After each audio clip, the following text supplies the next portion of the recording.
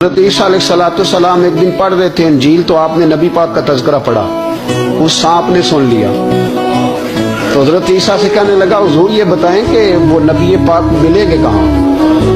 تو حضرت عیسیٰ فرمانے لگے کہ مکے میں آئیں گے اور مدینے میں رہیں گے۔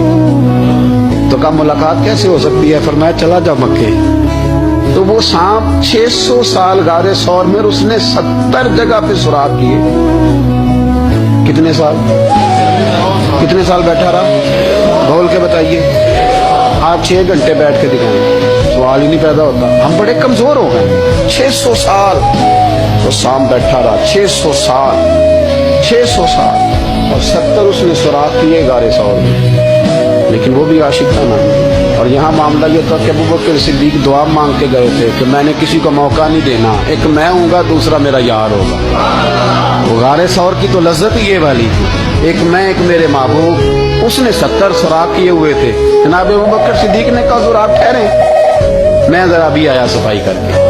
تو نبی کریم علیہ السلام رکے تو حضرت ابوبکر صدیق نے کہیں پگڑی پھاڑ کے رکھی، کہیں چادر پھاڑ کے رکھی، اتنے سوراخ بند کیے تو جو ایک رہ گیا وہاں ایڑی رکھ دی۔ اب وہ سانپ بھی شکوہ کرنے لگا کہ یار تو بھی کوئی نرالا ہی عاشق ہے کہ میں نے تو کسر ہی کوئی نہیں چھوڑی تھی، 70 سوراخ کیے تھے اور تو نے بھی کمال ہی کر دی ہے، یہ سارے ہی بند کر دیے، جو بچ گیا اس پہ ایڑی رکھ دی۔ اس نے پتہ نہیں کتنے ڈنگ مارے۔ سانپ کا جب ڈنگ لگتا ہے تو وجود میں بہت زیادہ گرمی پیدا ہوتی ہے، گرمی۔ حضرت ابوبکر صدیق کے بارے میں ہمارے شارحین نے لکھا روئے نہیں، وجود اتنا گرم ہوا کہ آنسو ٹپک پڑے۔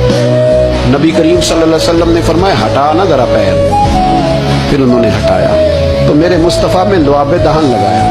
مولانا معین الواعظ کاشفی رحمۃ اللہ علیہ فرماتے ہیں کہ جب انہوں نے قدم ہٹایا نا تو پھر وہ سانپ باہر نکلا، اپنا سر نکالا اور کھڑا ہو کے حضور کا دیدار کرنے لگا۔